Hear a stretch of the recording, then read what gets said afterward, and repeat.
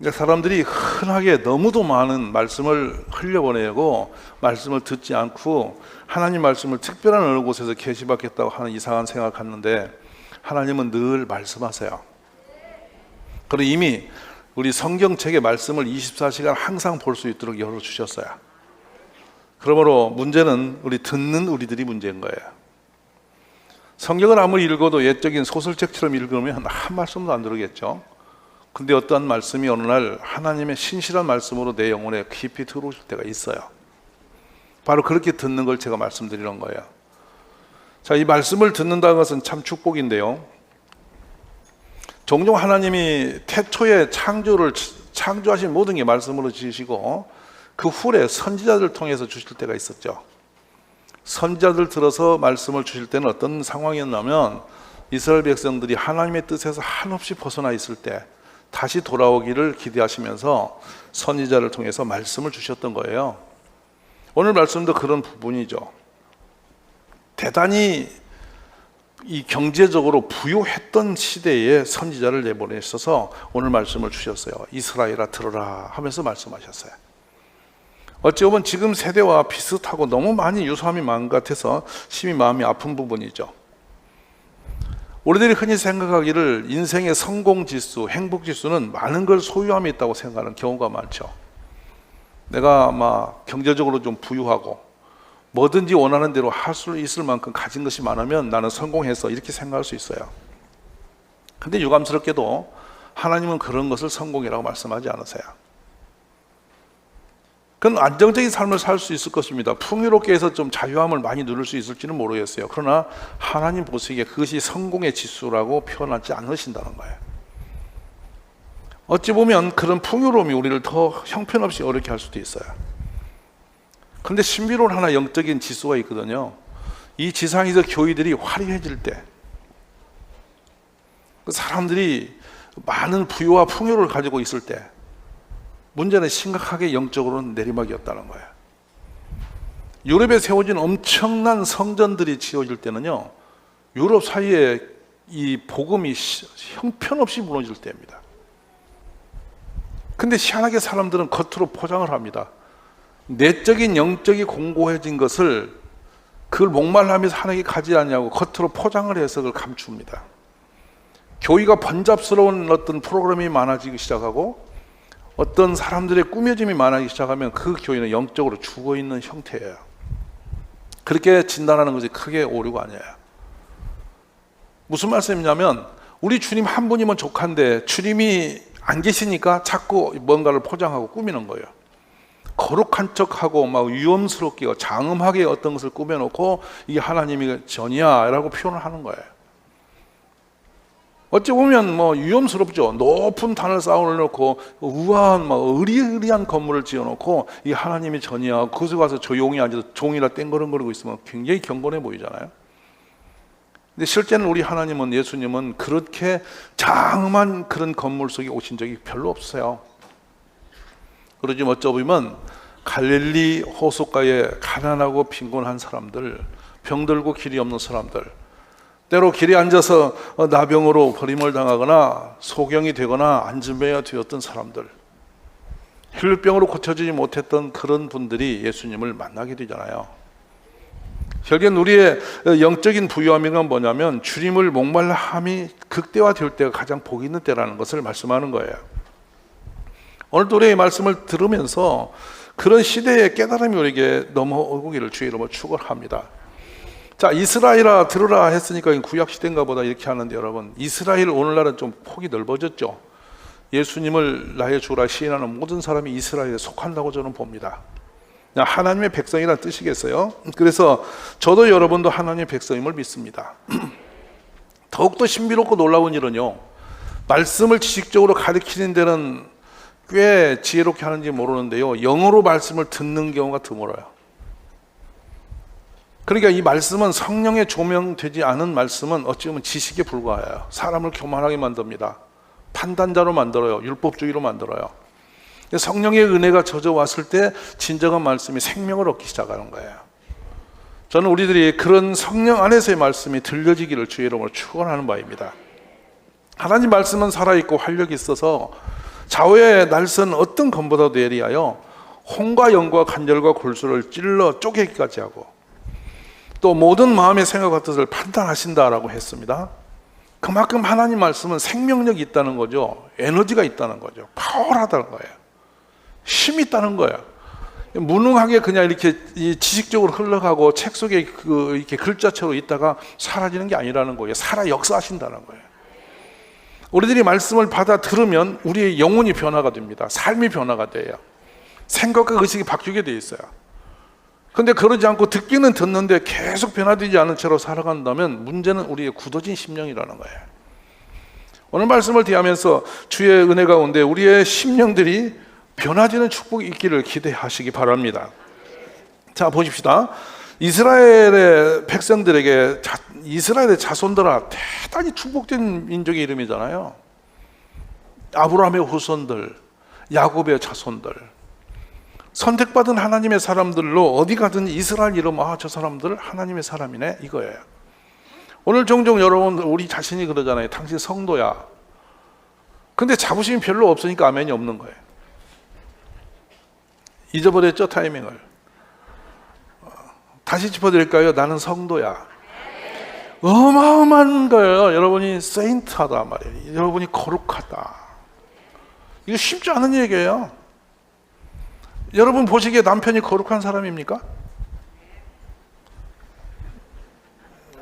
희한해요. 여러분 보시기에 우리 아내가 거룩한 사람입니까? 그 신령과 거룩함으로 이렇게 되어 있는 사람입니까? 그렇게 보여지십니까? 아무리 봐도 너무나 이상한 언어 아니에요? 거기 붙으면? 근데 하나님께서 우리를 성도라고 부르신다. 하나님의 사람 이렇게 표현해요.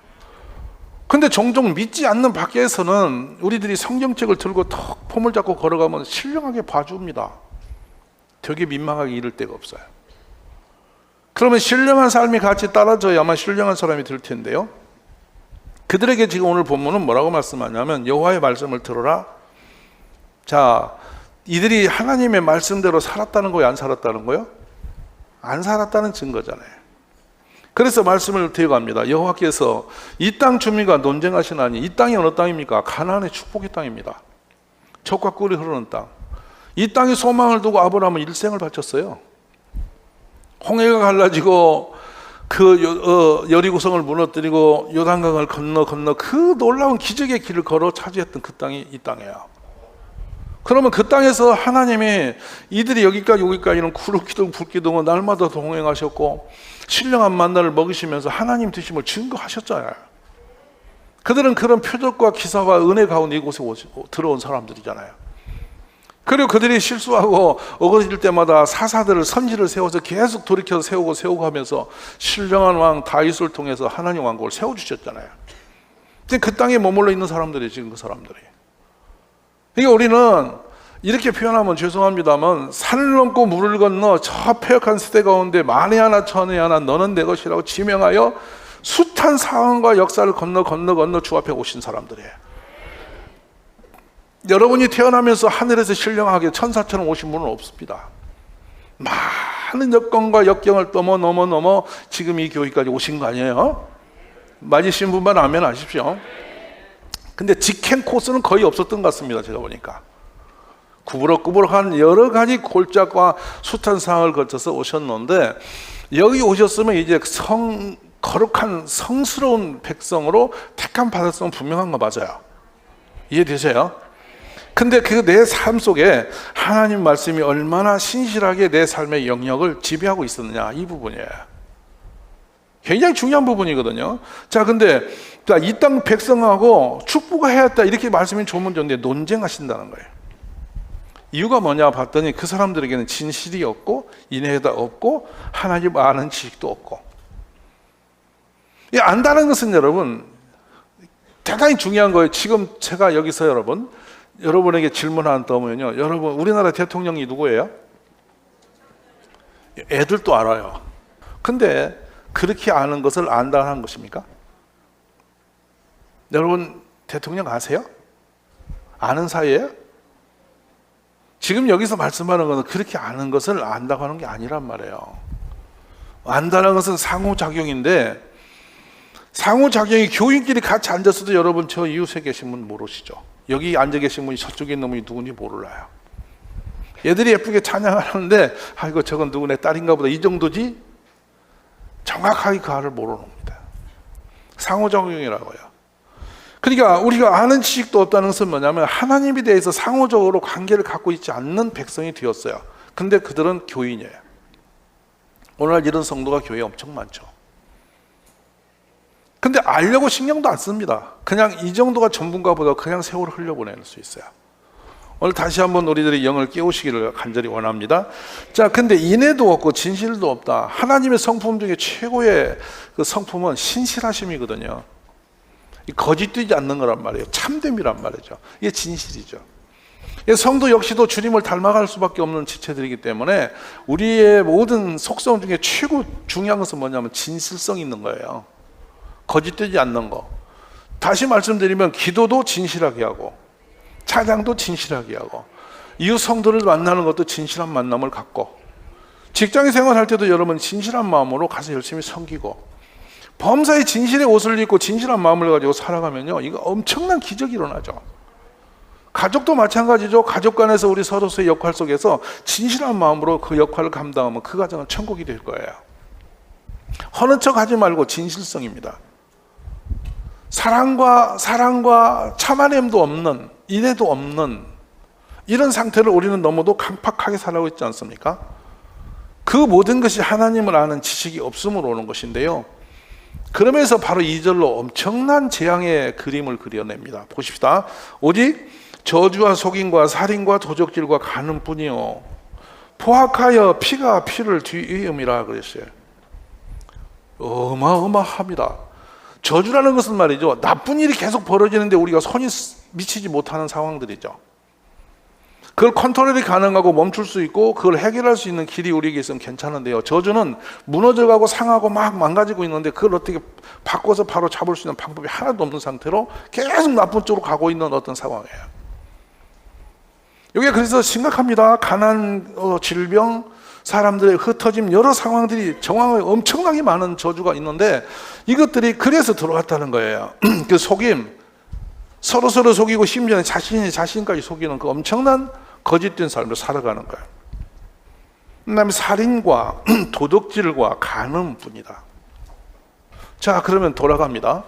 우리가 부유해지고 풍성해진 것은 하나님의 축복이었습니까? 저주였습니까? 축복이었죠. 너희가 먹어 배부르고 부족함이 없는 땅, 그것이 가나안 땅에 보내신 하나님의 계획이었어요. 근데 먹어 배부르고 풍요해지니까 더 하나님께 감사하며 살면 좋으리만은 이렇게 위선적으로 변하면서 거짓적으로 충만해졌다 이거 말입니다. 근데 이 상태에서 우리 하나님 말씀을 하십니다. 깨닫게 하십니다. 그러므로 이 땅이 슬퍼하며 거기 사는 자와 들 짐승과 공중에 나는 새가 다 쇠잔할 것이요 바다의 고기도 없어지리라. 지상과 심지어 저 바다 물속에 있는 물고기까지 인간의 죄로 인해서 저주를 같이 받고 있다는 거예요. 이 땅에 있는 모든 것들이 다 선한 일을 열매를 맺지 못하게 되었다는 것입니다. 저는 이 말씀을 대할 때마다 이 라오디아 교회를 떠오르게 됩니다. 하나님이 그 현상을 이렇게 말씀하죠. 내가 너의 행위를 안다. 내가 차지도 않고 뜨겁지도 않다. 너가 차든지 뜨겁든지 하기를 원하노라. 자, 여기서 진단해 보십시오. 여러분의 신앙은 하나님 향해서 지금 뜨겁습니까? 차갑습니까? 어떻습니까? 우리 얼마나 민감한 사람들이냐면요, 이 감각을 모른다면 심각한 것은 얼마나 민감하냐. 여름 되면요, 여러분 빙수 찾죠. 차가운 물을 먹습니다. 벌써 찬바람 살짝 부니까요, 길거리 가면요 긴팔 옷이 다 나왔어요. 한번 여러분 의상을 파는 곳에 가보세요. 벌써 긴 옷이 쫙 나와있어요. 반팔을 살 수가 없어요. 세월의 밖의 상황은 그렇게 민감하게 반응을 해요. 근데 우리 영혼은 어떻습니까? 지금 우리의 영혼은 어디쯤 가 있을까요? 주님을 향하여 식어진 지가 오래됐는데 그것이 정상인 줄 알고 살아버리는 겁니다. 자, 그래서 너가 이같이 미지근하여 뜨겁지도 아니하고 차지도 아니하려니 내 입에서 너를 토하여 버리리라 그러셨어요. 그런데 사람들이 의식을 뭐라고 하고 있냐면, 내가 말하기를 나는 부자라 부유하여 부족한 것이 없다 하나 너의 공고한 것과 가르는 것과 가난한 것과 눈먼 것과 벌거벗은 것을 알지 못하느니라 그랬습니다. 참 깜짝 놀랄 얘기죠. 사람이 좀 먹어서 편안해지면 내가 부자야, 부유해서 부족이 없어, 나 이 정도면 하나님과 관계도 좋은가 봐, 이렇게 착각을 한다는 거예요. 오늘 다시 우리가 팬데믹이 끝난 이 즈음에 우리들이 다시 한번 다시 뜨거운 가슴을 회복하고 또 다시 뜨거운 열정으로 주님께 다가서는 축복의 문을 여시기를 원합니다. 뜨뜻미지근하다는 것은 뜨겁지도 차갑지도 않게 대강 교회에 걸쳐있어 우리가 있었던 신앙이라면 이건 정당성이 없다는 거예요. 지금 오늘 이 시간 이후로 여러분이 주의 음성을 들으시는 건 뭡니까? 돌아오라는 것이죠. 뜨거운 마음으로, 이전의 그 열정적인 믿음으로 돌아와라, 이 말이에요. 할렐루야. 누구든지 이 말씀을 들으면 축복입니다. 말씀이 들어와서 결단하게 되고요. 맞아, 내가 이제 좀 시간을 좀 달고 해야 되겠다. 내가 좀 새벽 기도라도 하면 인나해야 되겠네. 내가 뭔가 좀 성령의 불 받고 싶네. 이런 마음으로 여러분 이 시간에 이 설교 중에 마음의 결심을 한다면 지금 들으시는 증거예요. 근데 또 목사님 또 한 방 또 때리고 있구나. 교회 오면 목사님 종종 잘 때려, 이렇게 생각하면서 또 생각은 여기 있고 몸은 똑같이 흘러간다면 별로 오늘 말씀 안 듣는 상태가 되죠. 중요한 거 하나 말씀드릴게요. 하나님 말씀이 옥토밭에 떨어지면 깨닫는 거예요. 맞죠? 36배 100배의 결실을 맺는다는 거예요. 이 말씀이 우리에게 임하면요, 우리의 영혼이 반응을 한다니까요. 이 말씀이 우리 속에서 역사를 하는 거예요. 그러면 삶이 바뀐다니까요. 우리 그런 축복의 사람이 되시자는 말씀을 드리는 거예요. 이 말씀을 들음으로 말미암아 내가 내 안에 들음으로 말미암아 놀라운 무슨 구원이 일어납니다. 아주 원초적인 문제예요. 그리고 내 삶의 결박이 해결돼요. 모든 막힌 문제들의 길이 열려요. 뭐냐면 말씀은 생명이시기 때문에 그냥 들려졌는데 가만히 있지를 않으세요. 뭔가 내 삶의 역사가 바뀌기 시작합니다. 이 축복이 우리의 이야기를 주의 이름으로 축원합니다. 자, 그러면 들어보십시오. 내가 만일 내 입으로 예수를 주로 시인하면 하나님께서 그를 죽은 자 가운데 살리신 것을 내 마음에 믿으면 구원을 받으리라. 사람이 마음으로 믿어 의에 이르고 입으로 시인하여 구원에 이르느니라. 자, 구원론이죠. 자, 마음으로 입으로 시인하면 구원이면 이것을 믿음이라 그래요. 그럼 믿음은 어떻게 옵니까? 믿음은 어떻게 시작이 됩니까? 바로 말씀이 오심으로 드는 거 아니에요? 믿음은 들음으로 말미암아 나는 거죠. 들음은 예수 그리스도의 말씀으로 말미암다 그랬어요. 할렐루야. 이게 우리의 능력인 것이죠. 오늘 우리에게 말씀이 들려지기를 원합니다. 그리고 결단이 일어나기를 원합니다. 폐역한 세대의 사람이 있었어요. 그 은혜 입은 사람 한 사람을 지적하십니다. 그게 노아입니다. 근데 노아에게는 아무도에게도 임하지 않은 하나님 말씀이 임했죠. 그는 방주를 지어야 된다는 말씀을 받습니다. 그래 노아는 당대 의인이에요. 뭐가 있었기 때문이에요? 말씀을 받았기 때문이에요. 아브라함이요, 갈대 우르에서 그 머나먼 이방 땅 사람입니다. 근데 그에게 어느 날 말씀이 임합니다. 그래서 성경은 기록합니다. 하나님이 노아에게 이르시되 라고 말씀하고 여호와께서 아브라함에게 이르시되 라고 말씀해요. 말씀을 하셨다는 거죠. 이 설교를 통해서 주님 말씀하시는 거죠. 우리는 누군가 받아들이면 되는 거예요. 아멘 하고 내가 그렇게 되리라 살리라 하면 되는 거예요. 우리 그런 은혜가 충만히 임하시기를 주의 이름으로 축원합니다. 그래서 이 하나님 말씀은 살아있고 활력이 있어라고 했는데 이 용어 자체가 굉장히 중요한 용어를 써요. 데오카이 에너게스라는 용어를 쓰시는데 이게 뭐냐면 근본적으로 보면 에너지, 힘. 여러분이 오늘 이곳에 앉아 계신 것도 에너지가 있어서 오신 거예요. 에너지가 없으면 집에 들어놓으셔야 돼요. 에너지가 제로 상태가 되면 돌아가시는 거예요. 모든 세상은 힘의 원리로 돌아가요. 근데 모든 생명의 힘의 뿌리는 하나님 말씀이에요. 말씀이 임할 때 없는 것이 생겨났잖아요. 말씀이 임할 때 안진병이 일어나잖아요. 오늘 네가 나으리라는 말씀이 임하니까 여러분 병이 떠나잖아요. 이게 말씀이 들어오는 것보다 유리한 축복이 이 땅에 없어요. 이스라엘 백성이 우리보다 탁월하고 유대인들이 우리보다 더 탁월한 길을 걸을 수 있었던 건 하나님 말씀이 있었기 때문이에요. 인간적인 어떤 지적인 능력의 차이가 아닙니다. 그들에게는 말씀이 있었고 우리 말씀이 없었던 그 차이가 갭을 이룬 거예요. 거리를. 오늘 우리 하나님이 우리 모두에게 말씀으로 임하시는 축복이 있기를 주의 이름으로 축원합니다. 시편에 우리가 복 있는 사람의 상징성이 있잖아요. 오직 여호와의 율법을 즐거워하여 그의 율법을 주야로 묵상하는다. 그 사람의 삶은 어떻게 된 사람이냐? 그러면 시냇가에 심은 나무가 철을 따라 열매 맺으며 그 잎사귀가 마르지 아니함 같으니 그가 하는 모든 일이 다 형통하리로다 그랬어요. 할렐루야. 신비롭고 놀라운 일입니다. 이 애굽에서 이 사우디아라비아 쪽으로 가면 엄청난 사막길이 열립니다. 끝없이 사막이에요. 근데 종종 가다가 나무들이 푸른 곳이 이렇게 종종 있어요. 물도 없어요. 겨울도 없고 시냇물도 없어요. 근데 나무들이 이렇게 우거진 곳이 있어요. 아카시아 나무들이 있고 그래요. 그래서 그곳에서 차를 멈추고 한번 가봤거든요. 그랬더니 거기가 시냇가예요. 비가 온 물이 흐르는 계곡 끝인데요. 그 속에는 물이 흐르고 있는 거예요. 거기에 나무가 무성한 거예요. 우리 인생 마찬가지죠. 우리 인생이 부유해지고 항상 어떤 환경을 초월할 수 있는 그런 복이 있는 사람이 되려면 말씀의 뿌리를 내리고 있는 사람이에요. 예배 시간마다 듣는 말씀으로 삶을 여러분이 바꾸십시오. 다시 결단하십시오. 그리고 우리 행동을 바꾸십시오. 지금 식어진 마음이 있거든 다시 한번 돌이키는 축복이 있어지면 좋겠어요. 우리가 이전 갖지 못한 기도를 좀 놓았던 분이 계시면 다시 기도 자리에 나오시기 바랍니다.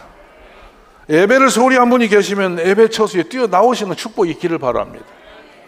우리가 넉넉히 충분히 할 수 있는 사람들이며 그래야 되는 것을 저는 믿습니다. 오늘 끝으로 여러분, 이 세상에 하나님 말씀이 없어서 우리가 음성을 듣지 못하는 것이 아니라 마치 큰 홍수 속에 먹을 물이 없는 것처럼 내가 마실 물을 찾지 못하는 것이거든요. 오늘 주의 음성이 이 자연스러운 상황에서 예배 시간에 우리의 영혼에 들려지기를 주의 이름으로 축복합니다.